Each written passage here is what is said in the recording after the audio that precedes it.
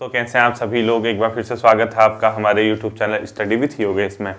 कल आप लोगों की क्लास नहीं आ पाई थी और बहुत से लोगों को इसकी वजह भी बता दी थी मैंने।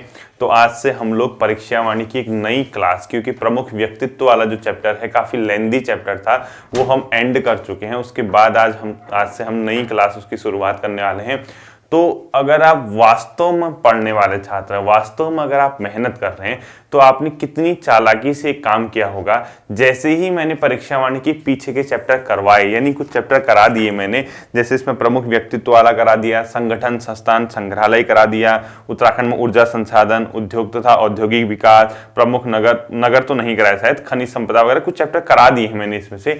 तो जो चैप्टर परीक्षा वाणी की सीरीज में मैंने करा दिया, आप लोगों के लिए एंड हो चुके हैं, तुरंत से उसकी स्टार्टिंग में, जैसे आपने वहां पढ़ा, आप स्टार्टिंग में जो वन लाइनर दिए हुए हैं, जैसे परीक्षा वाणी ओपन करते हैं उत्तराखंड की, तो स्टार्टिंग में आपके वन लाइनर दिए होंगे, तो आपने बहुत ही चालाकी से उन वन लाइनर के क्वेश्चन किए होंगे। यानी आपने पहले पीछे चैप्टर पढ़ा होगा, तुरंत से आप आगे उसके वन लाइनर देख रहे होंगे और अपने आप में अपने जब पढ़ रहे होंगे तो बहुत ज्यादा कंफर्टेबल अब आप लोग खुद को फील करने लग गए होंगे। क्योंकि पढ़ाई का सबसे बेहतरीन तरीका उसे माना जाता है जब आप पढ़ने के बाद चीजों को सीखने लग जाएं। यानी जब तक सीखोगे नहीं, जब तक पता ही नहीं चलेगा कि हो क्या रहा, तो ऐसा पढ़ना अनावश्यक होगा। ठीक है, तो हमेशा ध्यान रखना बच्चों, जितनी भी हो सके पूरी मेहनत लगा दो, पूरी जी जान लगा दो। इस बार आर या पार की लड़ाई है और विजन क्लियर है। बहुत ज्यादा मतलब अपने आप को कॉम्प्लिकेशंस में नहीं फंसना, बहुत ज्यादा कॉम्प्लिकेटेड नहीं बनाना है चीजों को। आप तुरंत एक काम कीजिए, या तुरंत क्या, धीरे धीरे एक काम कीजिए। आपको पता है उत्तराखंड किस तरीके से हम लोग पढ़ रहे हैं। उत्तराखंड आपको पता है परीक्षा वाणी जिला series, individual topic series, history,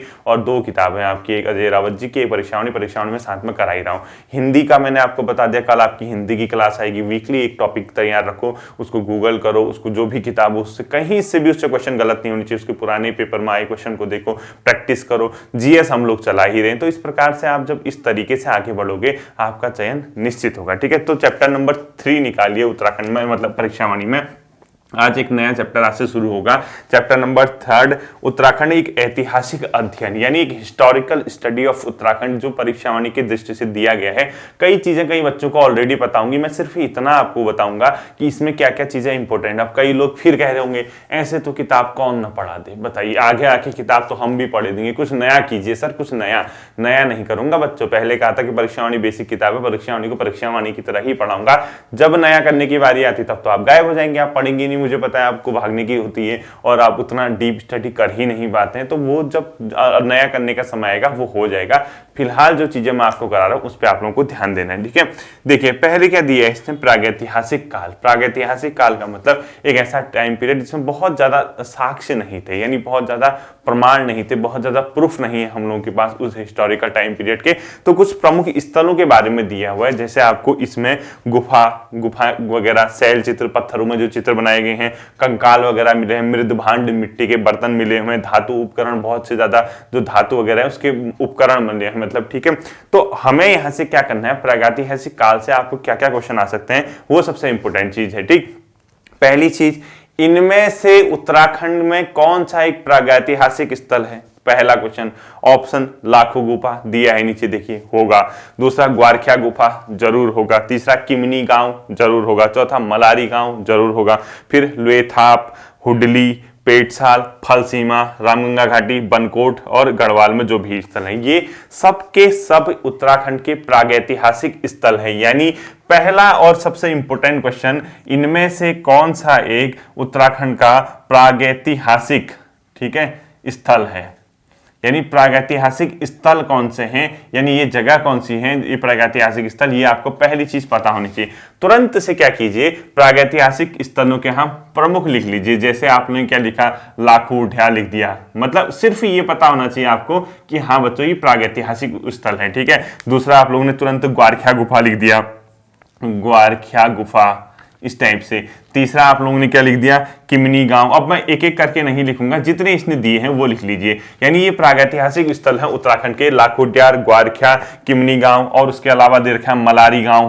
पहली चीज, ठीक है, यही सबसे बेहतरीन तरीका होता है बच्चों पढ़ने का। उसके बाद लुएथाप, उसके बाद पेटसाल, ठीक है, लुएथाप के बाद पेटसाल। उसके बाद क्या दिया है इसने, हुडली, फलसीमा, हुडली, फलसीमा, अब ये किताब है, ये किताब को ऐसे ही पढ़ाया जाता है। अब मैं इसको बहुत ज्यादा अपनी ओर से इसमें ऐड नहीं कर रहा हूँ, क्योंकि बेसिक चीजें और बेसिक किताब आपको पता होना चाहिए, इसलिए मैं ये चीजें करा रहा हूँ आपको, ठीक है। फल सीमा, हुडली, इसके बाद बनकोट, ये प्रमुख आदि कर दो इसको। ये जो दिए हैं अब किताब में जो दी हैं, तो पहली चीज आपको ये पता होनी चाहिए, इनमें से उत्तराखंड में कौन सा एक प्रागैतिहासिक स्थल है। तो तुरंत देख लीजिए कौन कौन सी जगह है, पहली चीज। दूसरी चीज, ये प्रागैतिहासिक स्थल किस जिले में है, यानी डिस्ट्रिक्ट, जैसे लाखोडियार किस में है, अल्मोड़ा दिया होगा, उसने मुझे से मत कहना है। ग्वारखिया गुफा का है चमोली, ठीक है। ये सब के सब आपको पता होनी चाहिए कि किस डिस्ट्रिक्ट में आप ये पढ़ते हैं। तो इस प्रकार से आप लोग तुरंत देख लीजिए कि ग्वारखिया कहाँ है, लाखोडियार कहाँ है, किमनी कहाँ है, मलारी कहाँ है, लुएथाप कहाँ है, पेटसाल कहाँ है, हुडली कहाँ है, फलसीमा। देख लीजिए पहला क्या दिया है, लाखू उडियार, तो लाखू गुफा, इसकी खोज 1968 में हुई थी, जो अल्मोड़ा के बाड़ेछीना में सुयाल नदी तट पर स्थित है। ये मानव तथा पशुओं के चित्र यहाँ से प्राप्त हुए हैं, यानी कहीं ना कहीं अल्मोड़ा में कब खोज हुई थी, इसी तरीके से पढ़ना पड़ता है, ठीक है। 1968, यानी कंप्लीट विजन जो बनेगा प्रागैतिहासिक स्थल कौन से हैं, ये हैं, इनमें से कौन सा किस जिले में है, इस तरीके से आप लोग सेलेक्ट करोगे। इसकी स्थापना कब खोजा गया था, 1968 में। साथ ही सुयाल नदी के तट पर एक बार क्वेश्चन पूछा गया था कि जो ये है किस नदी के तट पे है, किस नदी के तट पे है, सुयाल नदी के तट पे। इसको आप लोगों ने क्या करना है, ध्यान में रखना है। तो लाखोडियार किस नदी के तट पे है, सुयाल नदी के तट पे है, और ये अपने आप में मानव तथा पशुओं के चित्र प्राप्त हुए हैं। यानी इस जगह से, इस स्थल से जो चीजें आपको प्राप्त हुई हैं वो है क्या, मानव तथा पशुओं के चित्र। यानी कहीं ना कहीं इस जगह से आपको मानव और पशुओं के क्या मिले हैं, चित्र मिले हैं, आपको ये पता होना चाहिए, ठीक है। मानव आकृतियों को अकेले या समूह में नृत्य करते दिखाए गए, यानी कहीं ना कहीं आपका जो लाखोडियार है, यहां पर जो भी मानव और पशु के चित्र मिले नृत्य करते हुए दिखाए गए। यानी प्रमुख विषय क्या है लाखोडियार का, मानव को नृत्य करते दिखाया गया है, मानव और पशु को। एक बार क्वेश्चन आया था कि लाखोडियार में प्रमुख रूप से किस चीज की क्या विशेषता है, मानव को नृत्य करते हुए दिखाया गया है, मानव पशु दिखाए गए हैं, अल्मोड़ा के सुयाल नदी के तट पे है, उपयुक्त सभी इस टाइप का कहीं देख रहा था मैं, तो आपको ये पता होना चाहिए, ठीक है। तो क्या क्या पता होना चाहिए, कहाँ है, कौन सा स्थल है प्रागैतिहासिक स्थल, कब खोजा गया था 68 में, किस नदी के तट पे, सुयाल नदी, क्या विशेषता है, मानव आकृतियों को अकेले समूह में नृत्य करते हुए दिखाया गया, ये आपको पता होना चाहिए। और इसमें चित्रों के रंग से भी सजाया गया, फिलहाल इतना पता होना चाहिए। दूसरा आता है बच्चों ग्वारखिया, ये चमोली जिले में है, तुरंत आपको पता होना चाहिए। और किस नदी के तट पे, वहां पे अलकनंदा नदी के किनारे डुगरी गांव छोड़ दीजिए, चमोली में किस नदी के तट पे, अलकनंदा। अब वहां क्योंकि अलकनंदा ही है मेन नदी, तो अलकनंदा के तट पे है, ये आपको पता होना चाहिए, ठीक है। यहाँ पर मानव, भेड़, बारहसिंगा, लोमड़ी आदि के रंगीन चित्र मिले जो लाखू गुफा के चित्रों से अधिक चटकदार हैं। यानी आपको ये जानवरों के नाम नहीं पढ़ने हैं, पता लगा बारहसिंगा, उसके बाद क्या पढ़ रहे हो, जितने भी मानव, भेड़, बारहसिंगा, लोमड़ी, रटने में कई चित्र प्राप्त हुए, इस टाइप की हरकतें नहीं चलेंगे। यहाँ पढ़ना है तो स्पष्ट पता होना चाहिए कि हमें क्या मतलब इस टॉपिक से क्लियर करना है, क्या चीजें हमें पता होनी चाहिए। आपको दिया है कि जो ग्वारखिया है, यहाँ पर मानव और जानवरों के रंगीन चित्र मिले, हो गया। आप चित्र ढूंढना पूछ रहा है आपसे किस जानवर के मिले, लोमड़ी के, हाथी के, बाघ के, ऐसा नहीं पूछ रहे हैं, ठीक है। तो ये जो ग्वारखिया है, यहाँ से किसके मिले हैं, पशुओं और मानव के रंगीन चित्र मिले हैं, यानी एक प्रकार के यहाँ पर भी चित्रकारी की गई है, ये आपको इतना पता होना चाहिए, ठीक है। यानी रंगीन चित्र यहाँ से मिले हैं। तीसरा आता है बच्चों किमनी गांव, किमनी भी कहाँ है, अपने आप में चमोली में, यानी ये स्थल पता होने चाहिए आपके किस डिस्ट्रिक्ट में, विजन ऐसे ही पता चल जाएगा। आप इस प्रकार से नोट्स बनाइए, प्रागैतिहासिक स्थल लिख लीजिए, लाखोडियार, ग्वारखिया, बनकोट, किमनी, फलसीमा, ब्रैकेट में उनके डिस्ट्रिक्टों के नाम लिख लीजिए, ठीक है। तो चमोली के थराली के पास स्थित किमनी गांव में गुफा के हल्के सफेद रंग में चित्र, हथियार एवं पशुओं के शैल चित्र मिले हैं। यानी कहीं ना कहीं प्रागैतिहासिक स्थल है और प्रागैतिहासिक स्थलों में शैल चित्र यानी पत्थरों पे बनाए गए चित्र मिलते हैं। तो किमनी गांव की जो विशेषता है, यहाँ पर हल्के सफेद रंग से चित्रित हथियार एवं पशुओं के शैल चित्र मिले हैं। तो कोई नहीं, कुछ नहीं पढ़ना है इसमें कहां से मिले क्या मिले, सिर्फ ये पता होना चाहिए कि हाँ किमनी में भी अपने आप में एक प्रागैतिहासिक काल है जहां पर क्या मिले हैं, चित्र मिले हैं, किस किस के, पशु प्लस हथियार के, ठीक है।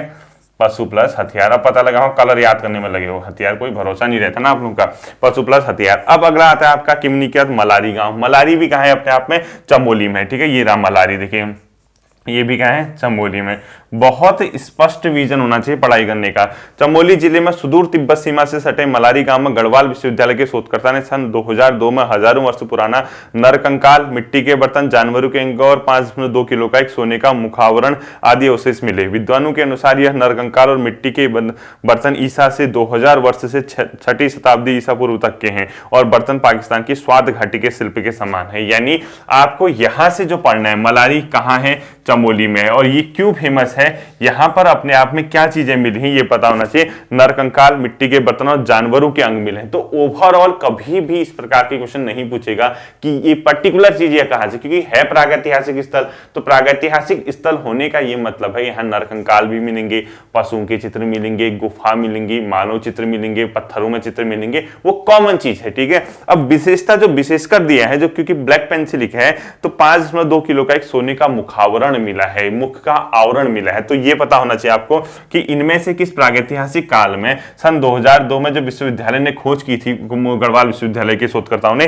तो किस स्थान से 5.2 किलो का एक सोने का मुखावरण मिला, यानी 5.2 केजी का सोने का मुखावरण, सोने का मुखावरण ये पता होना चाहिए। ठीक है, सोने का मुखावरण, मुखावरण कहां से मिला है अपने आप में, ये मलारी। और मलारी कहां पड़ता है, चमोली में। बाकी कितनी कॉमन चीजें हैं बताओ, नरकंकाल, मिट्टी के बर्तन, जानवरों के अवशेष, तो सभी जगह मिल रहे हैं। तो ये भी आप लोगों को पता होना चाहिए, कंकाल वगैरह, जानवरों के वो अवशेष वगैरह, ये सब जगह मिलते हैं। इतना नहीं पूछना है आपसे, आपसे ये पूछेगा मलारी कहाँ है और ये कब मिला था और इसमें कब किस वर्ष में मतलब खोज की गई थी, तो सन 2002 में। ठीक है, यहाँ पर खोज की गई थी। ब्रैकेट में लिखो नरकंकाल, और नरकंकाल जानवरों के अवशेष या इस टाइप की जो चीजें मिलती है वो एक जगह पे लिख दो, इतने से खत्म हो जाएगा। ठीक है, इसके बाद बच्चों आता अगला ल्वेथाप। ल्वेथाप अपने आप में पड़ता है अल्मोड़ा के ल्वेथाप से प्राप्त शैल चित्र में मानव को शिकार करते तथा हाथों में हाथ डालकर नृत्य करते दिखाया गया। ये थोड़ा सा इंपोर्टेंट है, ये क्वेश्चन पूछा जाता है कभी कभी। तो जो ल्वेथाप है, पहली बात तो ये पता होना चाहिए किस जिले में है, अल्मोड़ा, और प्रागैतिहासिक स्थल है। तो यहाँ की जो विशेषता है ल्वेथाप की, ये विशेषता क्या है, ये विशेषता बच्चों ये है कि यहाँ पर मानव को शिकार करने के साथ साथ हाथों में हाथ डालकर नृत्य करते हुए दिखाया गया। शैल चित्र हैं यार, कुछ और थोड़ी ना है, चित्र ही तो बना रखे हैं। कोई गया ल्वेथाप में, उसने देखा कि यार यहाँ पत्थरों में चित्र बने हैं, क्या बने हैं दिखाओ उसको, उसने कहा कि यार हाथों में हाथ डाल। आप भी तो करते होंगे अपने पार्टनर के साथ हाथों में हाथ डाल के नृत्य, वही चीज है प्रागैतिहासिक स्थलों में मानव भी किया करता था। तो वही चीज शैल चित्रों में दिखाई गई है। तो बहुत ज्यादा अपने आप में परेशान होने की जरूरत नहीं है। ठीक है, तो जो ल्वेथाप है उसकी सबसे जो बड़ी विशेषता है वो क्या विशेषता है उसकी, कि मानव को हाथों में हाथ डाल के नृत्य करते हुए और शिकार करते हुए दिखाए गए। तो ल्वेथाप के बारे में जो पॉइंट लिखना है सिर्फ ये, एक शिकार करते हुए, दूसरा हाथों में हाथ डालकर नृत्य करते हुए, हाथों में हाथ डालकर नृत्य। ठीक है, ये आपको इतना पता होना चाहिए कि इस जगह से ल्वेथाप से ये दो ही पॉइंट लिखने हैं कहा है। इसके बाद अगला आता है आपका हुडली, उत्तरकाशी में है और कुछ नहीं पढ़ना है, और नीले रंग का प्रयोग किया गया। हुडली किस जिले में है आपका ये पता होना चाहिए, ये है आपका उत्तरकाशी। ठीक है, अब इसको खिचड़ी तो मैं बना ही रहा हूं, आप लोग अपने हिसाब से पढ़ना कि जिस चीज को जो बता रहा हूं कहां है, उत्तरकाशी। बात करता हूं पेटसाल, पेटसाल भी कहां है अपने आप में, अल्मोड़ा। ये रहा पेटसाल, ये भी कहां है आपका, अल्मोड़ा। ठीक है, ये कहां है आपका, अल्मोड़ा में है। और पेटसाल और पूनाकोट गांव के बीच कपरफोर्ट से प्राप्त नृत्यरत मानव कृतियां कथई रंग से रंगे हैं, यानी नृत्यरत मानव कृतियां। नृत्यरत मतलब मानव भी जो है यहाँ पर डांस करते हुए, नृत्यरत यानी डांस करते हुए यहाँ पर मानव की आकृतियां प्राप्त हुई हैं। इतना है आपको पता होना चाहिए कि जो आपका पेटसाल है इसकी भी विशेषता क्या है, नृत्यरत यानी नृत्य करता हुआ मानव दिखाया गया है। इतना आपको ध्यान में रखना है। ठीक है, इसके बाद आता है फल सीमा। फल सीमा भी अपने आप में कहां पड़ता है, अल्मोड़ा। और अगर आपका और भी स्पष्ट विजन अपने आप में रखना है तो ये ध्यान रखना कि जितने भी प्रागैतिहासिक स्थल हैं, चमोली वाले एक साथ लिख लो, अल्मोड़ा वाले एक साथ लिख दो। मैंने तो आगे पीछे कर दिए जिस क्रम में है। तो आपको अल्मोड़ा में फल सीमा है और योग तथा नृत्य मुद्रा में वाली मानव आकृतियां मिली है, यानी हर जगह मानव नृत्य कर रहा है। तो आप भी तो करते हैं यार, क्यों परेशान हो बताओ, क्यों मतलब चैन नहीं है, क्यों आपको इतनी परेशानी होती है कि नृत्य करते हुए मानव दिखाए तो हम ब्रज को रटे रटे रटे। सभी जगह तो नृत्य कर रहा है, अब कौन सा आपसे ये पूछा कि नृत्य करते हुए कहां दिखाया गया। ऐसा कुछ नहीं पूछने का, और सिर्फ पूछेगा तो ये स्थल कहां है और इनमें से कौन सा एक प्रागैतिहासिक स्थल है ये पता होना चाहिए। ठीक है, रामगंगा घाटी, सवागार व कपमाक्स मिल है। ठीक है, ये थोड़ा सा आपको ध्यान रखना, इनमें से किस घाटी, अलकनंदा ऑप्शन, रामगंगा घाटी ऑप्शन, सरयू घाटी ऑप्शन, भागीरथी घाटी ऑप्शन। तो वहां आत्मा इस प्रकार से परमात्मा के पास जाए, इससे बेहतर है कि घर ही में उस आत्मा को रोक दिया जाए। परमात्मा से कहना अभी हमें यूके SSSC का एग्जाम क्रैक करना है, बात की बाद में देखी जाएगी, कौन सा मानव जीवन हमेशा आजीवन रहने वाला है, वो बात की बात है, अभी रोक लेना खुद को। ठीक है, तो रामगंगा घाटी की जो विशेषताएं हैं, पाषाणकालीन सौगार और कपमाक्स दिखाए गए, ये आपको ध्यान रखना है। ठीक है, ये थोड़ा सा पॉइंट याद रखना, रामगंगा घाटी में जो दिखाया गया है प्राचीन जो कप मार्क्स मिले हैं वो रामगंगा घाटी में मिले हैं। एक पॉइंट ये थोड़ा सा ध्यान रखने की बात है, तो ये स्किप मत करना। इस पॉइंट को मैं आपसे रिक्वेस्ट करता हूं कि इस पॉइंट को स्किप मत करना। कहीं पता लगा एग्जामिनर की नजर इसी में पड़ गई और आपसे यहीं पे क्वेश्चन पूछ गया। तो रामगंगा घाटी की जो विशेषता है सौगार और कप मार्क्स, ठीक है। रामगंगा घाटी, इसकी जो विशेषता है, एक तो यहाँ पे कप मार्क्स मिले हैं ओखल टाइप के, ठीक है। दूसरा अपने आप में क्या कि दूसरी चीज क्या मिली है, पाषाणकालीन सौगार, सौ वगैरह रखने वाली, ठीक है, सौगार। ये जो मिले हैं आपके, ये कहाँ मिले हैं, रामगंगा घाटी में, ध्यान रखना। इसके बाद आता है बनकोट। इसमें पॉइंट याद रखना कि पिथौरागढ़ में 8 ताम्र मानवकृतियां मिली, ये इंपॉर्टेंट है, ठीक है। बनकोट की जो विशेषताएं हैं, ये एक तो किस जिले में है, पिथौरागढ़। दूसरा 8 ताम्र मानवकृतियां, यानी ताम्र मतलब तांबे की, ताम्र मानवकृतियां यहां से प्राप्त हुई है। थोड़ा सा ये पॉइंट आपको ध्यान रखना होगा। इसको ध्यान रखना कि उत्तराखंड के किस प्रागैतिहासिक काल से 8 ताम्र मानवकृतियां मिली है। मानव की आकृतियां तांबे की जो मिली है वो बनकोट पिथौरागढ़ से मिली है। इस पॉइंट को ध्यान रखना है, ठीक है। इसके बाद आता है गढ़वाल क्षेत्र के कई स्थलों से चित्रित धूसर मृदभांड मिले हैं, मिट्टी के बर्तन मिले हैं, चित्रित मतलब जिसमें चित्र किया है, कुछ नहीं पढ़ना। अब मुझे बताइए प्रागैतिहासिक काल में क्या कंफ्यूजन है, इतना ही तो है। बताइए प्रागैतिहासिक काल, तो तुरंत क्या करना, कौन सा प्रागैतिहासिक काल किस जिले में है और वहां पे क्या विशेषता है, इतना आपको ध्यान रखना है। इतना ही इस प्रकार से आपको तैयार रखना है, ठीक है। इसके बाद आता है उससे आगे का टाइम पीरियड जिसको बोलते हैं आद्य ऐतिहासिक काल, आद्य ऐतिहासिक काल, ठीक है, आद्य ऐतिहासिक काल। ये थोड़ा सा उससे आप लोग एक पॉइंट आगे निकल गए हैं, तो इसमें भी देखते हैं कि क्या है, ठीक। अब यहाँ पे क्या है, पुरातात्विक साक्ष्यों की कमी के कारण राज्य के आद्य ऐतिहासिक के प्रमुख स्रोत विभिन्न धार्मिक ग्रंथ हैं। इसी कारण इस काल को पौराणिक काल भी कहा जाता है। इस काल के महत्वपूर्ण तथ्य अधोलिखित है, यानी ये जो आद्य ऐतिहासिक काल है, इसके बारे में अगर उत्तराखंड के बारे में अगर आपको इसमें के बारे में पता करना कि इस टाइम पीरियड में क्या था, इसका जो स्रोत हुआ करता था, सोर्स, धार्मिक ग्रंथ, जो विभिन्न प्रकार के धार्मिक ग्रंथ, रामायण, महाभारत, अलग अलग ग्रंथ, पुराण वगैरह, ये जो है ये धार्मिक ग्रंथ से इसके बारे में पता चलता है। इसीलिए इस टाइम पीरियड को उत्तराखंड में पौराणिक काल भी कहा जाता है। यानी कौन सा काल उत्तराखंड के लिए पौराणिक काल है। अब वहां बेहोश मत हो जाना, पहले ही हिंट देता रहा हूं घर में। पौराणिक काल, उत्तराखंड का कौन सा स्थल पौराणिक काल है, ये ध्यान देने की बात है, ठीक है। क्योंकि परीक्षावाणी पढ़ाते पढ़ाते जो आपका वो प्रमुख व्यक्तित्व वाला चैप्टर था, वो मुझे खुद बेहोश कर गया। कितना पढ़ेंगे बताओ, जन्म इधर और इसकी रचना, ये इतना नहीं देखना है, ठीक है। उत्तराखंड का कौन सा स्थल पौराणिक स्थल, पौराणिक काल भी कहला जाता है, आद्य ऐतिहासिक काल, और इसका सोर्स जो है वो क्या है, धार्मिक ग्रंथ है, ये ध्यान रखना, ठीक। इस काल के विस्तार में चतुर्थ शताब्दी से ऐतिहासिक काल तक माना जाता है। इस युग के लोगों को लौह, ताम्र धातुओं, कृषि, पशुपालन, ग्रामीण नगरीय सभ्यता से परिचित होने के साक्ष्य मिलते हैं, जैसे बहादुराबाद। यानी आद्य ऐतिहासिक काल उससे आगे का है, जो आपका पहला था प्रागैतिहासिक काल। इस काल में क्या हो गया था, इंसान को लोहे और तांबे की धातुओं का अच्छा खासा ज्ञान हो गया था। अब लोहा और तांबा होगा तो कृषि और पशुपालन होगा कि नहीं होगा, मुझे बताओ। पहले खेत जोतने के लिए कुछ होता ही नहीं था, बंजर भूमि कैसे जुतेगी बताओ। जैसे ही लोहे की खोज हुई, उन्होंने हल बनाया। हल बनाने के बाद उन्होंने क्या किया, खेतों को जोतना आसान हो गया, क्योंकि वो लोहा बहुत मजबूत धातु होती है। तो खेत जोतने आसान हुए तो कृषि और पशुपालन होगा नहीं होगा, बिल्कुल होगा। खेत जोतेंगे, कृषि होगी, कृषि होगा तो पशु भी पालेगा, क्योंकि पशु भी तो चाहिए, उसके लिए खाद वगैरह भी चाहिए थे, और पशु उसको खाएगा तो उसके लिए दुधारू पशु, दूध वगैरह के काम भी आता था। तो कृषि पशुपालन भी इसकी विशेषता थी। ग्रामीण नगरीय सभ्यता से परिचित होने का इसमें क्या मिला था, साक्ष्य मिलते हैं, जैसे बहादुराबाद से प्राप्त ताम्र संचय, मलारी तथा रामगंगा घाटी से विभिन्न सामग्री के साथ साथ प्राप्त महापाषाणकालीन सावधान अवशेष आदि, ठीक है। ये नहीं देखना है, आपको ये पता होना चाहिए कि आद्य ऐतिहासिक काल में मानव ने क्या किया था, लोहा तथा तांबे से परिचित हो गया था अच्छे खासे तरीके से। लोहे के साथ साथ तांबा, इनको मिक्स करके जो भी उसने बनाया होगा। तो इस काल में क्या हो गया था, स्पेशली कृषि प्लस पशुपालन का क्या हो गया था, विकास हो गया था। यानी कृषि और पशु पालन, ये अपने आप में क्या हो गया था, इसका विकास हो गया था, ठीक है। ये आपको पता होना चाहिए। इस काल के बाद क्या होता है वो आप लोग देखना क्या है कि हमें बहादुराबाद से ये चीजें मिली है, वो सब छोड़ दीजिए, कुछ नहीं पढ़ना है। उत्तराखंड का प्रथम उल्लेख हमें ऋग्वेद से प्राप्त हुआ है। 4 वेदों के नाम सुने होंगे आप लोगों ने, उसमें प्रथम उल्लेख, ये क्वेश्चन बहुत बार पूछे जाते हैं, हल्के फुल्के क्वेश्चन है बहुत ज्यादा। उत्तराखंड का प्रथम उल्लेख किसमें मिलता है, ऋग्वेद में मिलता है, ये ध्यान रखना है, ठीक है। उत्तराखंड का प्रथम उल्लेख किसमें मिलता है, ऋग्वेद में मिलता है, ये आपको ध्यान रखना है। जिससे में इन क्षेत्र को देवभूमि एवं मानुष्यों की पूर्ण भूमि कहा गया है। ऋग्वेद में उत्तराखंड या इस क्षेत्र को क्या कहा गया है, देवभूमि, इसीलिए इसीलिए तो आप लोग आजकल भी कहते हैं कि देवभूमि और मनीषियों की भूमि, ठीक है, देवभूमि इस क्षेत्र को कहा गया है, प्लस मनीषियों की भूमि कहा गया है। ये पॉइंट आपको ध्यान रखना है, ठीक है। ये उत्तराखंड का प्रथम उल्लेख कहाँ मिलता है? ऋग्वेद में, जिसमें इसको क्या नाम से कहा गया है? देवभूमि या मनीषियों की भूमि कहा गया। ये पॉइंट ध्यान रखोगे।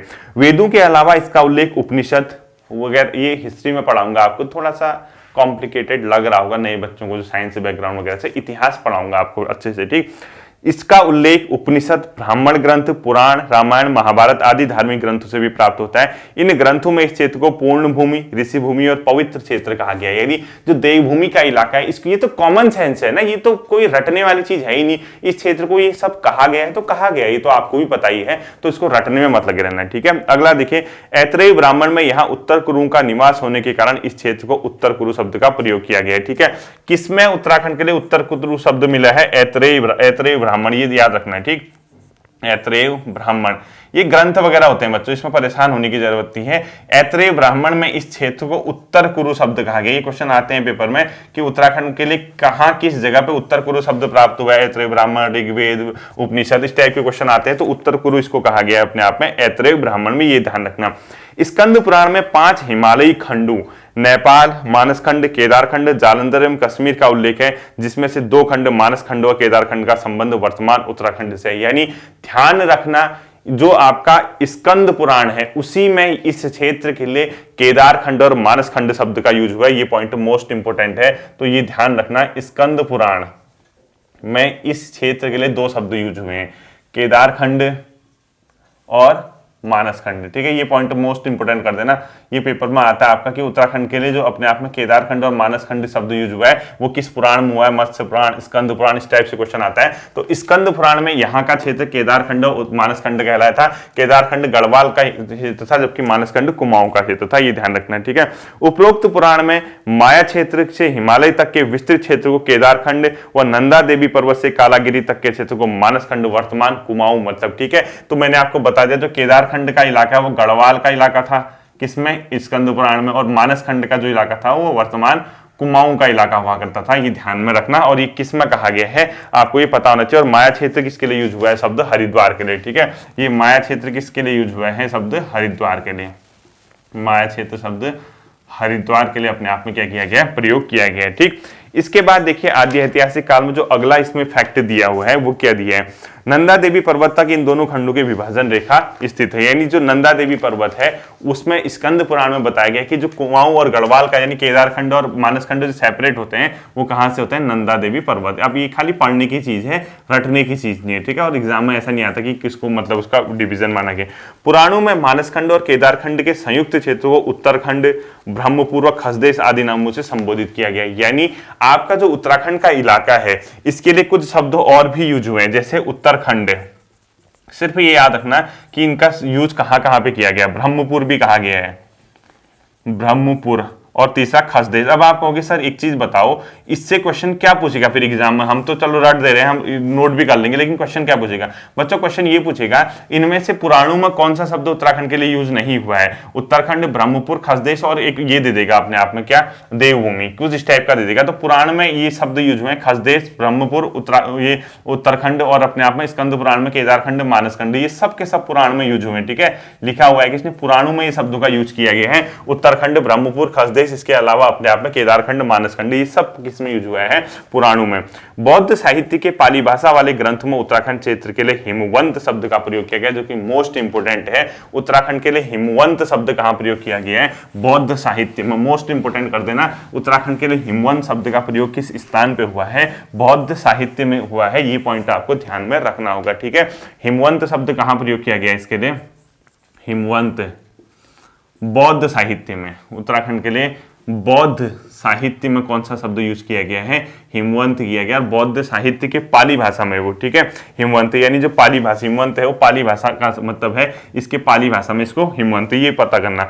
गढ़वाल क्षेत्र इसके बाद दे रहा है, देखिए पहले इस क्षेत्र को बद्रिकाश्रम क्षेत्र, तपोभूमि, स्वर्ग भूमि एवं केदारखंड आदि नामों से जाना जाता था। लेकिन कालांतर में 1515 ईस्वी के आसपास इस क्षेत्र में 52 गढ़ों को पवार शासक अजयपाल द्वारा विजित कर लेने के कारण गढ़वाल नाम प्रयुक्त हुआ। और ये क्वेश्चन हिस्ट्री में मैंने आपको पढ़ाया था, जिसने पढ़ ली होगी उसको याद भी होगा कि गढ़वाल के जो 52 खंड थे उनको संयुक्त किसने किया, उनको जोड़ा किसने, उसको एक किसने किया, वो था अजयपाल। और जब वो गढ़वाल कहलाया, गढ़वाल के ही अन्य नाम अपने आप में क्या हुआ करते थे, देखिए जो गढ़वाल शब्द है इसके पहले क्या क्या नाम हुआ करते थे, बद्रिकाश्रम क्षेत्र, यानी क्योंकि आपको कॉमन सेंस है, कैसे याद करोगे, बद्रिकाश्रम क्षेत्र बद्रीनाथ किस इलाके में है, अपने आप गढ़वाल में, तो ऐसे याद कर लेना है, ठीक है। तपोभूमि यानी तप की भूमि इसी को कहा गया। स्वर्ग भूमि महाभारत एवं पुराण में केदारखंड, केदारखंड मैंने आपको बता दिया। बाकी गढ़वाल के लिए क्या क्या शब्द यूज हुए हैं, एक आपको पता होना चाहिए, बद्रिकाश्रम, ठीक है, तपोभूमि, स्वर्ग भूमि, स्वर्ग भूमि, इसके अलावा केदारखंड मान वगैरह मैंने बता दिया। ये सब गढ़वाल के लिए क्या शब्द हुए हैं, यूज हुए हैं। बाद में किसने गढ़वाल के 52 खंडों को, 52 गढ़ हुआ करते थे, मैंने 52 गढ़ भी पढ़ाए हैं आपको और वो पूरी स्टोरी भी बताई है, किसने 52 गढ़ों को इकट्ठा करके गढ़वाल, संयुक्त गढ़वाल बनाया था 1515 में, अजयपाल। ये क्वेश्चन पेपर में आता है हिस्ट्री में उत्तराखंड के, ठीक है। यानी 52 गढ़ों को जीत कर किसने एक संयुक्त गढ़वाल बनाया था, वो अपने आप में था कौन, अजयपाल। यानी संयुक्त गढ़वाल कब अस्तित्व में आया था, 1515 में, और इसने क्या किए थे, 52 गढ़ों को इकट्ठा किया था, 52 गढ़ एक हो गए थे इसमें, उसको एक सूत्र में बांधने का जो काम किया था वो किया था अजयपाल ने, ठीक है। इसके अलावा देखिए गढ़ों के निर्माण इस क्षेत्र की बहुत प्राचीन विशेषता रही है। ऋग्वेद में वर्णित है कि इस क्षेत्र के असुर राजा संबर ने 100 गढ़ों व देवराज इंद्र और सुदास को नष्ट कर दिया था, छोड़ दीजिए। अगला देखिए, ऋग्वेद के अनुसार प्रलय के बाद इस क्षेत्र में प्राण ग्राम में सप्त ऋषियों ने अपने प्राणों की रक्षा की और यहाँ से पुनः सृष्टि प्रारंभ हुई था। मरीच, अंगिरा, अत्रि, अगस्त्य, भृगु, वशिष्ठ, मनु आदि वंशों की परंपरा शुरू हुई। यहाँ के अलकापुरी कुबेर की राजधानी, अब वो कहानी ऊपर की पढ़ते रहना, अलकापुरी किसकी राजधानी थी, क्वेश्चन आता है, ठीक है। अलकापुरी प्राचीन काल में अलकापुरी किसकी राजधानी थी, कुबेर की राजधानी थी, क्वेश्चन आता है उत्तराखंड के इतिहास में। कुबेर की राजधानी, प्राचीन काल में अलकापुरी किसकी राजधानी थी, कुबेर की राजधानी थी, ये याद रखना, ठीक है। अलकापुरी नामक स्थान को मनुष्यों के आदि पूर्वज मनु का निवास स्थान माना जाता है। और ये भी ध्यान रखना कि मनुष्यों का जो आदि पुरुष था मनु का निवास स्थान किसको माना जाता है, अलकापुरी को, ठीक है, ये माना जाता था। और ये किसकी राजधानी थी, कुबेर की राजधानी थी, कुबेर धन का राजा, ठीक। ब्रह्मा के मानस पुत्र दक्ष, मरीच, पुलत्स्य, पुलह, ऋतु और अत्रि का निवास स्थल गढ़वाल ही रहा, वो सब छोड़ दिए, पढ़ते रहिए ऐसे। हरिराम धसमाना, भजन सिंह और डॉक्टर शिवानंद नौटियाल आदि इतिहासकारों का मत है कि ऋग्वेद में जिस सप्त सिंधु देश का उल्लेख है वह गढ़ भूमि या गढ़वाल ही है। इस क्षेत्र में बद्रीनाथ के पास स्थित गणेश, नारद, मुचकुंद, व्यास और स्कंद आदि गुफाओं में ही वैदिक ग्रंथों की रचना की गई। ऋग्वेद में वर्णित सरस्वती नदी का संबंध भी यहीं से। अब देखो, इतिहासकार भी कई चीजें मानते, जो सप्त सिंधु प्रदेश था, सिंधु नदी और उसकी जो सहायक नदियां हैं वो भी कहीं ना कहीं गढ़वाल क्षेत्र के ही अंदर आती थी, ये सब छोड़ दीजिए। लेकिन इतना पता होना चाहिए कि जो नीचे गुफाएं दे रखी हैं, गणेश, नारद, मुचकुंद, व्यास और स्कंद गुफाएं कहां स्थित है, चमोली में, बद्रीनाथ के पास। ये क्वेश्चन जीए उत्तराखंड के इतिहास में देखना, तो इस प्रकार से याद रखना है, ठीक है। ये 4 के 4, 5 के 5 याद रखना है, गणेश, मुचकुंद, ये पॉइंट याद रखना है, ठीक है। नारद आपको याद होनी चाहिए, ये दिमाग में होना चाहिए, ठीक। गणेश, मुचकुंद, नारद, व्यास और स्कंद गुफा, व्यास प्लस स्कंद गुफा, ये सब के सब गुफाएं कहाँ हैं, अपने आप में चमोली में और बद्रीनाथ के पास। ये क्वेश्चन ऐसे ही पूछेगा कि ये गुफा कहाँ है और मैच करने को आएगा, ठीक है। ध्यान से सुनना, रट्टा मत लगा देना, मैच करने को आएगा। ये गणेश, मुचकुंद, नारद, व्यास और स्कंद गुफाएं कहाँ हैं, बद्रीनाथ के पास है, तो बद्रीनाथ के पास का मतलब चमोली में। ये पॉइंट आपको ध्यान में रखना है, ठीक है, ये इंपोर्टेंट क्वेश्चन है। इसके बाद देख लीजिए, टिहरी गढ़वाल की एक पट्टी हिमयान में विसोन नामक पर्वत, विशिष्ट गुफा, वशिष्ठ कुंड और वशिष्ठाश्रम है। ये 3 के 3 वशिष्ठ वाले टिहरी में है, ये पॉइंट भी आपको याद रखना है, ठीक है। एक वशिष्ठ गुफा, वशिष्ठ पर्वत और तीसरा अपने आप में क्या दिए हैं, वशिष्ठ कुंड। ये 3 के 3 टिहरी में, ध्यान रखना, अभी भी कह रहा हूं, ये वशिष्ठ कुंड, पर्वत और गुफा, ये 3 के 3 अपने आप में कहां स्थित है, टिहरी जिले में है। ये पॉइंट 3 के 3 याद रखना, तीनों वशिष्ठ कुंड, पर्वत और अपने आप में गुफा कहां है, टिहरी में, ध्यान रखना इसको, ठीक है। वशिष्ठ मुनि और उनकी रुदंती ने यहाँ निवास किया, छोड़ दिए। गढ़वाल क्षेत्र के देवप्रयाग में सिंत्योशी पट्टी में सीता जी पृथ्वी में समाई थी, इसी कारण यहाँ मनसार में प्रतिवर्ष मेला लगता है। और आपको ये भी मैंने जीएस में उत्तराखंड में पढ़ाया था कि जो सीता माता है वो कहाँ पर धरती में समाई थी, सिंत्योशी पट्टी, पौड़ी गढ़वाल के आसपास पड़ता है, पौड़ी की सीमा में, आप लोग जानते होंगे इसको, जो वहां के हैं, देवप्रयाग के पास दिया। तो मनसार में प्रतिवर्ष किसकी याद में मेला लगता है, ये क्वेश्चन आता है, ऐसे क्वेश्चन, ठीक है। मनसार में प्रतिवर्ष किसकी याद में मेला लगता है? सीता माँ के याद में। और सीता माँ कहाँ अपने आप में धरती में समाई थी? सिंतोषी पट्टी में। दोनों ही पॉइंट आपको ध्यान रखना है। देवप्रयाग में भगवान राम का एक मंदिर है और ऐसी मान्यता कि भगवान राम ने अंतिम समय में यहाँ पर तपस्या की थी। भगवान राम का मंदिर कहाँ है? देवप्रयाग में है एक मंदिर, याद रखना है, ठीक है। देवप्रयाग में भगवान राम का एक मंदिर है। देवप्रयाग में दो नदियों का संगम होता है, अलकनंदा भागीरथी, वहीं से उसको गंगा कहलाते हैं, ठीक है। राम मंदिर है यहाँ पर भगवान का, ठीक, ये भी ध्यान रखना। टिहरी गढ़वाल जिले में लक्ष्मण जी ने तपस्या की थी और वो स्थान तपोवन कहलाया। तपोवन कहाँ है? टिहरी में, ऋषिकेश की कहीं सीमा के आसपास है, ये छोड़ दीजिए, मतलब ऐसे ही पता होना चाहिए कि हाँ लक्ष्मण जी ने कहाँ तपस्या की थी? टिहरी में, तो वो स्थान तपोवन कहलाया, तब किया उसने।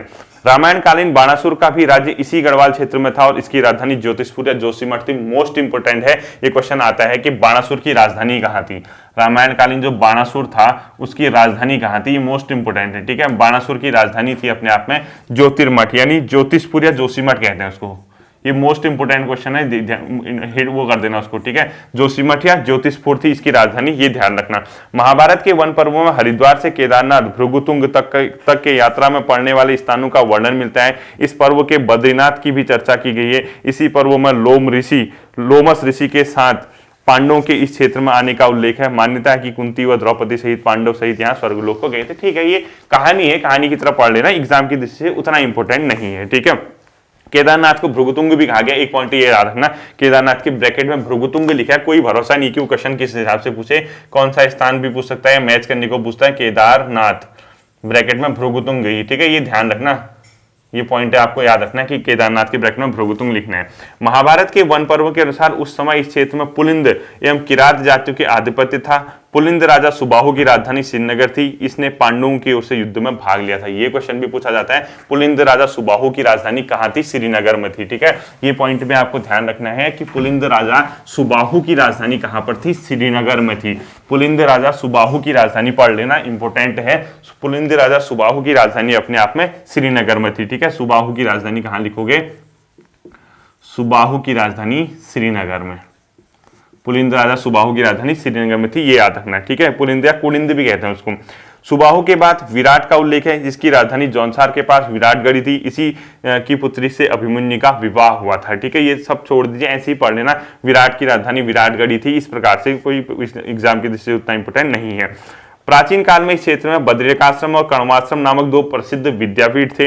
इसमें से कण्वाश्रम दुष्यंत और शकुंतला के प्रेम प्रसंग के कारण विशेष रूप से प्रसिद्ध है। इसी आश्रम के चक्रवर्ती सम्राट भरत का जन्म हुआ था, जिनके नाम पर अपने देश का नाम भारत पड़ा। ये पढ़ लेना, भरत यानी जिसके नाम पे देश का नाम भारत पड़ा, उसका जन्म कण्वाश्रम में हुआ था, जो कि गढ़वाल में पड़ता था। दूसरा पॉइंट ये याद रखना कि दुष्यंत और शकुंतला का प्रेम प्रसंग इनमें से किस स्थान से जुड़ा है? कण्वाश्रम। ध्यान से सुनना, दुष्यंत और उसकी जो मतलब शकुंतला थी, उसके प्रेम प्रसंग कण्वाश्रम से जुड़ा है और भरत का जन्म भी कण्वाश्रम में हुआ था। दोनों पॉइंट याद रखना, ठीक है।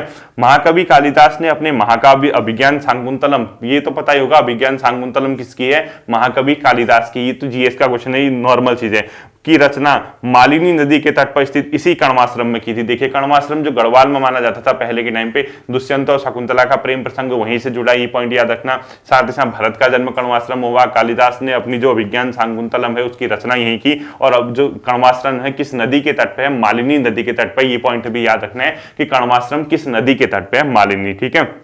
इसके बाद देखिए धार्मिक ग्रंथों में कहीं कहीं केदार मंडल शब्द का प्रयोग किया गया। इस शब्द के अनुरूप केदारखंड को खस प्रदेश का पर्यायवाची माना गया है। विद्वानों का मत है कि प्राचीन काल में गढ़वाल क्षेत्र में खस जाति के लोग बहुत सशक्त थे। खसों के समय गढ़वाल क्षेत्र में बौद्ध मत का प्रचार प्रसार अधिक हुआ था। कुछ विद्वान इन्हें आर्य मानते हैं, वो ठीक है। गढ़वाल में खस लोग भी रहे थे, इतना ही ध्यान रखना, बाकी कहानी छोड़ देना। अब आता है इसका कुमाऊं क्षेत्र। कुमाऊं का क्षेत्र पौराणिक ग्रंथ में आपको बता दिया मैंने, आपको किस किस नाम से जाना गया था। वर्तमान नाम कंडादेव या कनदेव आकृति वाले कांतेश्वर पर्वत, विष्णु भगवान था, कुर्सा था, कच्छापावर तो हुआ था, कच्छपावतार हुआ था। कालांतर में इस पर्वत के नाम से मानसखंड के क्षेत्र को कुर्मांचल कहा जाने लगा। आगे चलकर यही कुर्मांचल शब्द प्राकृत में कुमो और हिंदी में कुमाऊं हो गया, ठीक है। कुर्मांचल नाम कुमाऊं का था, ये याद रखना है। दूसरा आपको मैंने बता दिया कि मानसखंड वगैरह कुमाऊं क्षेत्र का नाम था, इतना पढ़ना। प्रारंभ में केवल चंपावत के आसपास के क्षेत्रों को ही कुमाऊं कहा जाता था, लेकिन आगे चलकर वर्तमान अल्मोड़ा, पिथौरागढ़, बागेश्वर सभी जानते हैं आप लोग कुमाऊं का क्षेत्र, ये कुछ नहीं पढ़ना है। कुमाऊं का सर्वाधिक उल्लेख स्कंद पुराण के मानसखंड में मिला। ये पॉइंट याद रखना है कि कुमाऊं का सर्वाधिक उल्लेख कहां पर मिलता है? स्कंद पुराण के मानसखंड में इसका सर्वाधिक उल्लेख मिलता है। ये पॉइंट आपको ध्यान में रखना है, ठीक है। ब्रह्म एवं वायुपुराण के अनुसार यहाँ किरात, किन्नर, यक्ष, गंधर्व, विद्याधर, नाग आदि जातियां निवास करती थी। यानी कुमाऊं क्षेत्र में किन जातियों ने निवास किया, डैश करके लिख लेना, किरात, किन्नर, यक्ष, गंधर्व, विद्याधर और नाग। किरात, किन्नर, यक्ष, गंधर्व, विद्याधर और नाग। ठीक है, ये पॉइंट लिखना। महाभारत में भी कुर्मांचल क्षेत्र में किरात, किन्नर, यक्ष, तंगव, कुलीन तथा खस आदि जातियों के निवास का उल्लेख मिलता है। ये सिर्फ इतना याद रखना कि हाँ इनके नाम आपने सुने हैं, एग्जाम में आए तो हिट कर दो और कुछ नहीं करना है। जाखन देवी मंदिर कहां पड़ता है, अल्मोड़ा में पड़ता है। ये नोट कर लेना कि जाखन देवी मंदिर कहां पर स्थित है, अल्मोड़ा में। का अस्तित्व अत्यंत प्राचीन काल में इस क्षेत्र के यक्षों के निवास की पुष्टि करता है। यानी उत्तराखंड में कौन सा स्थान यक्षों के निवास की स्थान की पुष्टि करता है कि यहाँ यक्ष लोग रहे थे, वो अल्मोड़ा का जाखन मंदिर है। ठीक है, जाखन देवी मंदिर से ये पता चलता है कि हाँ यक्ष लोग यहाँ रहते थे, यही पता करना है। कुमाऊं क्षेत्र में बिनाग या बेनीनाग, धौलनाग, कालीनाग, पिंगलानाग, खरहीनाग, बासुकीनाग आदि नाग देवता के मंदिर की उपस्थिति प्राचीन नाग जातियों का उल्लेख। यानी कहीं ना कहीं कुमाऊं क्षेत्र में नाग जातियों ने भी निवास किया, उसका प्रमाण इससे मिलता है कि यहाँ अनेक नाग मंदिर हैं कुमाऊं क्षेत्र में। इतना ही ध्यान रखना है। उपरोक्त नाग मंदिर में सबसे प्रसिद्ध पिथौरागढ़ का बिनाग या बेनीनाग है। ठीक है, बेनीनाग मंदिर या बिनाग मंदिर कहाँ है, पिथौरागढ़ में। ये पॉइंट है। अपने स्वतंत्र भाषाई अस्तित्व मुंडा भाषा के साथ किरातों के वंशज आज भी कुमाऊं के अस्कोटम डोडीहाट नामक स्थान पे रहते हैं। किरात वंशज कहां रहते हैं अपने आप में, कौन सी जगह, अस्कोट और डोडीहाट। ही कहां है अपने आप में, पिथौरागढ़ जिले में। ठीक है, बाद की कुमाऊं जातियों में खस का उल्लेख मिलता है जो कि बहुत सशक्त थे। इनके समय में बौद्ध धर्म का प्रचार प्रसार अधिक हुआ। यानी कुमाऊं क्षेत्र में जो बौद्ध धर्म का प्रचार प्रसार हुआ था, किसके समय हुआ था, खसों के समय हुआ था। ये पॉइंट आपको क्या करना है, ध्यान में रखना है। ठीक है, अब देखिए ये जो टॉपिक है आज प्रागैतिहासिक काल और आद्य ऐतिहासिक काल, सिर्फ नामों से आप परिचित होने चाहिए कि गढ़वाल क्षेत्र को क्या कहा गया, कुमाऊं क्षेत्र को क्या कहा गया, गढ़वाल क्षेत्र में कौन सी जातियां निवास करती थी, कुमाऊं में कौन सी करती थी, और प्रमुख आद्य ऐतिहासिक स्थल कौन कौन से हैं और वो किस नदी के तट पे किस जिले में है, वहां की विशेषताएं क्या है, इतना ही देखना है। ठीक है, ये था आज का आपका नए चैप्टर का पहला दिन। ठीक है, ये भी थोड़ा लेंथी चैप्टर है, 4-5 क्लासेज ये भी खाएगा। कल हम इससे आगे को देखते हैं। होपफुली आप लोग इसको नोट कर रहे होंगे या हाईलाइट कर रहे होंगे और आपके दिमाग में चीजें बैठ के इजी हो रही होंगी, आपको समझने में आसानी हो रही होगी। फिर मिलते हैं आपके साथ अगले सेशन पे। अपना ध्यान रखिए। Thank you.